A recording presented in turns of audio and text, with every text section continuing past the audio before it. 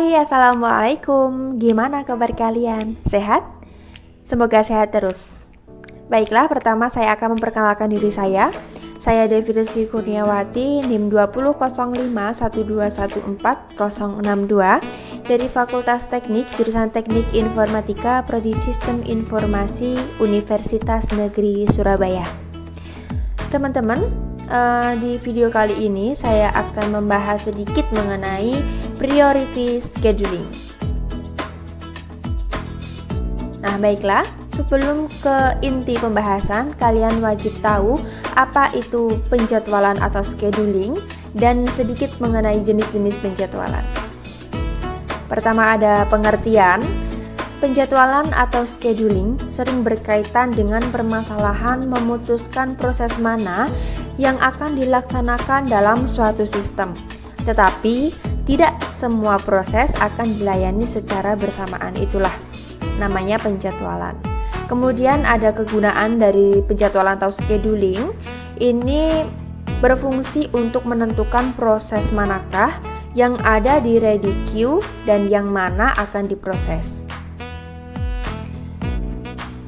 Kemudian, mengapa harus ada scheduling? Nah, ini harus ada scheduling karena yang pertama agar setiap proses dapat dilayani secara seimbang atau adil. Kemudian, agar tidak terjadi starvation. Nah, starvation ini sering disebut juga dengan kelaparan. Tidak hanya orang saja ya yang kelaparan, tetapi juga proses dari sistem juga sering mengalami kelaparan atau starvation, yaitu proses yang kekurangan resource karena terjadi deadlock. Kemudian ada agar efisien dalam penggunaan waktu prosesor, agar dapat meminimalkan terjadinya overhead, supaya respon time dapat terpenuhi, supaya dapat memaksimalkan throughput, dan terakhir untuk menghindari terjadinya deadlock. Apa itu deadlock? Deadlock adalah suatu kondisi di mana dua proses atau lebih sering menunggu proses yang lain untuk melepaskan resource yang sedang dipakai. Deadlock biasanya terjadi ketika banyak proses yang membagi sebuah resource yang hanya boleh dirubah oleh satu proses saja dalam satu waktu. Kemudian setelah menjadi deadlock akan terjadi starvation itu tadi. Kemudian akan saya jelaskan macam-macam algoritma scheduling.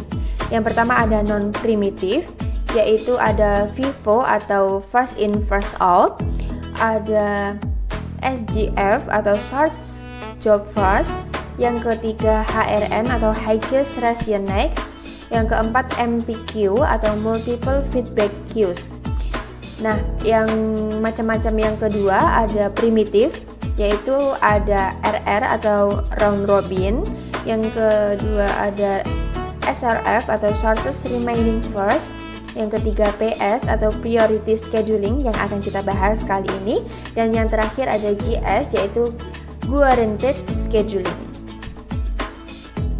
Nah, kemudian kita akan membahas priority scheduling lebih mendalam, dan dengan kata kunci adalah setiap proses diberi skala prioritas. Proses yang mendapatkan prioritas tertinggi mendapat jatah waktu memproses lebih awal. Jadi gambarannya itu seperti kalian ada doi dan kalian tuh tergantung kalian ada diprioritaskan atau enggak gitu. Kalau kalian diprioritaskan, misal kalian ada waktu jalan dengan doi, tetapi doi juga ada jadwal futsal misal, dan kalian kalau misal jadi prioritasnya, kalian pasti akan didahulukan daripada teman futsalnya tadi. Seperti itu kira-kira gambarannya. Kemudian priority scheduling adalah algoritma penjadwalan atau scheduling yang mendahulukan proses dari sistem yang memiliki prioritas tertinggi. Setiap proses memiliki prioritasnya masing-masing. Nah, bagaimana menentukan prioritasnya? Prioritas dapat ditentukan melalui beberapa karakteristik, yaitu ada 5, antara lain yang pertama, limit time atau time limit, yang kedua, memory requirement, yang ketiga, access file, yang keempat, perbandingan antara input-output burst dengan CPU burst, yang kelima, yang terakhir, tingkat kepentingan dari proses itu sendiri. Nah, priority scheduling dibagi menjadi dua, yaitu yang satu primitif, yang kedua non-primitif. Yang primitif itu adalah jika ada suatu proses yang baru datang dan memiliki prioritas lebih tinggi daripada proses yang sedang berjalan, maka proses yang sedang berjalan tersebut akan dihentikan saat itu juga. Lalu, CPU akan dialihkan oleh proses untuk proses yang baru datang tersebut karena memiliki prioritas yang lebih tinggi. Yang kedua, non-primitif itu adalah jika ada proses yang baru datang dan itu proses tidak akan mengganggu proses yang sedang berjalan, tetapi akan dihentikan di dalam queue, akan disimpan terlebih dahulu di ready queue dan akan diproses setelah proses yang sedang berjalan itu selesai. Bedanya primitif dan non-primitif. Kemudian ada contoh ini, priority scheduling example. Di sini ada, sebentar saya nyalakan pointer dulu. Nah, di sini arrival time-nya dimulai dari detik ke-0. Detik di sini adalah sebagai gambaran saja, mulai dari detik ke-0, dan ada priority ke-1, 2, 3, dan 4 dalam proses P1, P2, P3, dan P4 yang memiliki prioritas pertama adalah P2 dengan durasi penyelesaian 8, dan ini akan diselesaikan sampai detik ke-8. Kemudian akan dilanjutkan dengan prioritas kedua, yaitu ada P4, diselesaikan dengan durasi penyelesaian 3. Kemudian setelah selesai akan dilanjutkan dengan prioritas keempat dan prioritas kelima sebagai proses yang terakhir. Kemudian lanjut, kelemahan dari priority scheduling ya. Di sini pasti ada kelemahan dan kelebihannya masing-masing, dan saya akan menjabarkan mengenai kelemahan dari priority scheduling adalah dapat terjadinya indefinite blocking atau starvation. Dan kelemahan ini sangat bisa diatasi dengan permasalahan ini dapat diatasi dengan egging, yaitu meningkatkan prioritas dari setiap proses yang menunggu dalam queue secara bertahap ya. Dari kelemahan priority scheduling tadi bisa diberi solusi, yaitu egging, dengan memprioritaskan sesuatu proses gitu. Dan ini contoh dari priority scheduling.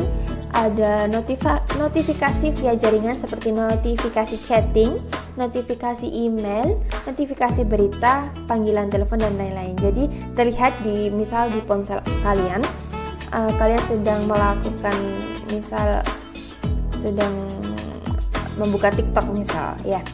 Kalian sedang scroll TikTok, kemudian ada notifikasi chatting masuk. Nah, itu contoh dari priority scheduling. Dan contoh dari priority scheduling dalam kehidupan sehari-hari adalah apabila kita mengantri di rumah sakit untuk berobat. Nah, biasanya pihak rumah sakit itu memprioritaskan lansia untuk dilayani terlebih dahulu. Itu contohnya dari priority scheduling. Nah, sampai di sini mungkin ada yang belum dipahami, masih belum paham, bisa kita simak video penjelasan berikut. Oke, yang pertama kita akan membahas mengenai primitive priority scheduling. Baiklah, sebagai contoh di sini kita bisa lihat kita memiliki 3 proses yang akan dikerjakan oleh sistem operasi. Yaitu pada proses yang pertama atau P1 datang pada detik ke-0 yang mana memiliki prioritas urutan ketiga dan memiliki freeze time sebesar 10 detik. Freeze time di sini adalah waktu yang dibutuhkan oleh suatu proses sampai selesai dieksekusi oleh sistem operasi. Selanjutnya, proses kedua atau P2 datang pada detik ketiga yang mana memiliki urutan prioritas ke-1 dan memiliki freeze time sebesar 3 detik. Selanjutnya, kemudian proses ketiga atau P3 yang datang pada detik kelima yang mana memiliki urutan prioritas kedua dan memiliki brush time sebesar 4 detik. Dengan catatan, satuan detik di sini adalah hanya sebagai contoh ya. Baiklah, sekarang kita akan coba menjalankan proses dari P1 hingga P3.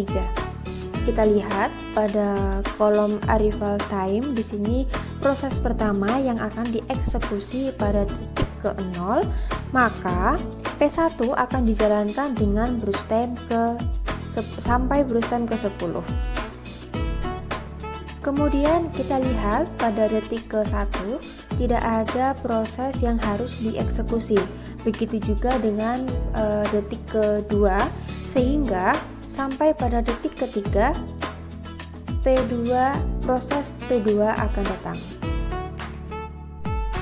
Dan kita lihat ternyata P2 memiliki prioritas urutan pertama, artinya P2 memiliki prioritas yang lebih tinggi dibandingkan dengan P1 yang sedang saat ini berjalan. Karena ini adalah mode primitif, maka P1 akan dihentikan sementara dan disimpan di ready queue, dan selanjutnya P2 akan dijalankan kembali.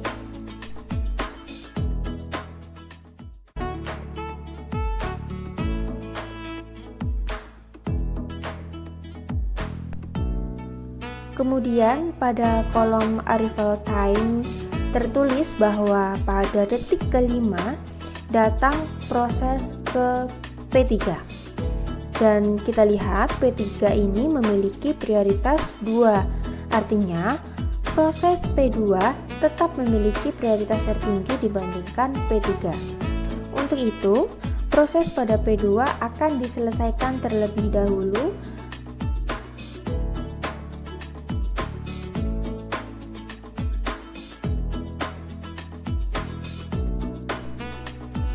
Sekarang proses P2 sudah selesai dieksekusi. Kemudian kita lihat masih ada 2 proses yang belum diselesaikan eksekusinya, yaitu proses pertama dan proses ketiga. Kita lihat bahwa P3 memiliki prioritas yang lebih tinggi dibandingkan P1, maka proses pada P3 akan dijalankan terlebih dahulu.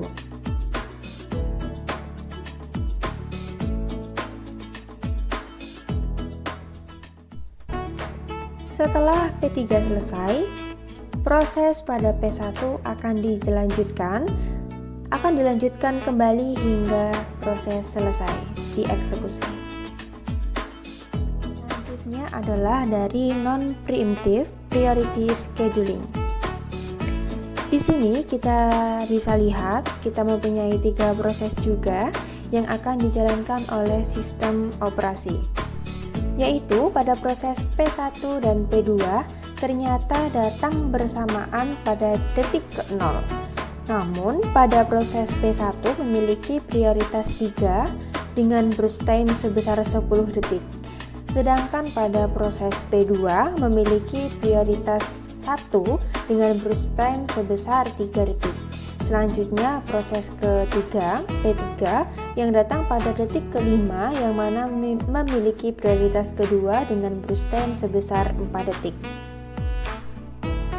Nah, sekarang kita coba untuk menjalankan proses-proses tersebut sesuai dengan tingkat prioritasnya. Sebelumnya, kita lihat pada kolom arrival time, proses P1 dan P2 datang pada detik ke-0. Kemudian, kita lihat yang manakah dengan prioritas tertinggi, yaitu pada proses P2 dengan prioritas 1, maka proses P2 akan dieksekusi terlebih dahulu dengan brush time 3 detik.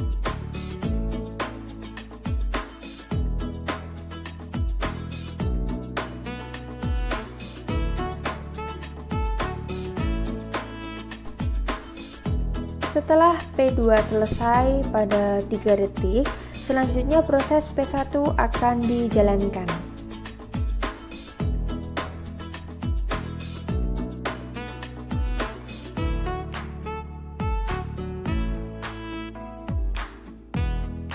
Nah, kita lihat pada tabel ternyata P3 datang pada detik kelima bertepatan dengan P1 sedang berjalan. Karena ini adalah mode non-preemptive, jadi meskipun P3 memiliki prioritas lebih tinggi dibandingkan P1, maka proses P1 akan tetap dijalankan hingga selesai. Bagaimana dengan proses P3? Proses P3 akan disimpan terlebih dahulu di ready queue. Setelah proses P1 selesai, selanjutnya proses P3 akan dieksekusi hingga selesai.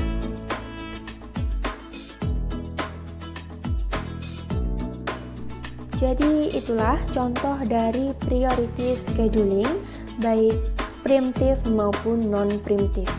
Semoga bisa dipahami penjelasan dari saya dan semoga bermanfaat. Terima kasih. Wassalamualaikum warahmatullahi wabarakatuh. See ya.